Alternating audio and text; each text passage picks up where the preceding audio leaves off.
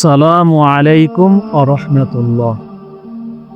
ইন্নাল হামদালিল্লাহি ওয়াহদা ওয়াসসালাতু ওয়াসসালামু আলা মান লা নাবিয়্যা আম্মা বা'দ।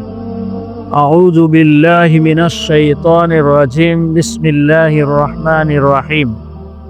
ক্বালা রাব্বি ইশরাহ লি সাদরি ওয়া ইয়াসসির লি আমরি ওয়াহলুল উকদাতাম মিন লিসানি ইয়াফকাহু কওলি।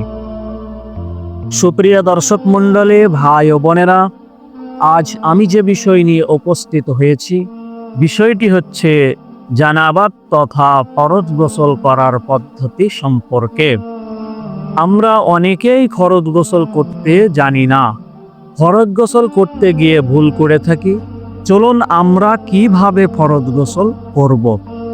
সহিহ বুখারী হাদিস নম্বর 248, সহিহ মুসলিম হাদিস নম্বর 316, বুলুগুল মারাম হাদিস নম্বর 119। আল্লাহ রাসূল সাল্লাল্লাহু আলাইহি সাল্লাম বলেছেন, হাদিসের রাবী মা আয়েশা রাদিয়াল্লাহু আনহা ওয়া আন্না আয়েশা রাদিয়াল্লাহু তাআলা আনহা ক্বালাত কানা রাসূলুল্লাহ সাল্লাল্লাহু আলাইহি ওয়াসাল্লাম। আয়েশা রাদিয়াল্লাহু তাআলা আনহা থেকে হাদিস বর্ণিত। ক্বালাত মানে তিনি বলেন, কানা রাসূলুল্লাহ সাল্লাল্লাহু আলাইহি ওয়াসাল্লাম ইজা গাতাসালা মিনাল জানাবাতে। আল্লাহ রসুল সাল্লাল্লাহু আলাইহি ওয়াসাল্লাম যখন ফরজ গোসল করতেন, ইয়াবদাউ ফায়াগসিলু ইয়াদাইহি, তখন প্রথমে দু হাত ধুতো করতেন। সুম্মা ইউফরিগু বিয়ামিনিহি আলা শিমালিহি ফায়াগসিলু ফারজাহু, তারপর তার ডান হাত দ্বারা বাম হাতে পানি ঢেলে তার গোস্তাঙ্গ, তার সরঙ্গা, তার লজ্জাস্থান ধুতো করতেন। তুম্মা ইয়াতাওয়াজ্জাউ, তারপর সালাতের ন্যায় উজু করতেন।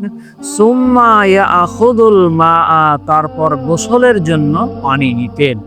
ফায়ুদখিলু আসাবিয়াহু ফি উসুলিশ শা'রি, এবং হাতের আঙুলগুলো মাথার চুলের গোড়ায় প্রবেশ করাতেন। সুম্মা হাফানা আলা রাসিহি সালাসা হাফানাতিন, তারপর তার মাথায় 3 আজলা পানি ঢালতেন। সুম্মা আফাদা আলা সাইরি জাসাদিহি, তারপর তার সমস্ত শরীরে পানি বইয়ে ধুতেন। সুম্মা গাসালা রিজলাইহি, তারপর দুটি পা ধুতেন। আল্লাহর নবী জানাবে মুহাম্মদুর রাসূলুল্লাহ সাল্লাল্লাহু আলাইহি সাল্লাম এভাবেই ফরজ গোসল করতেন। সুপ্রিয় দর্শক মণ্ডলী, ভাই ও বোনেরা, আমরা যেন ঠিক আল্লাহ রসুলের পদ্ধতিতে ফরজ গোসল করতে পারি। আল্লাহ তুমি আমাদের সকলকে সে তৌফিক দাও, আমিন। আসসালামু আলাইকুম ওয়া রাহমাতুল্লাহ।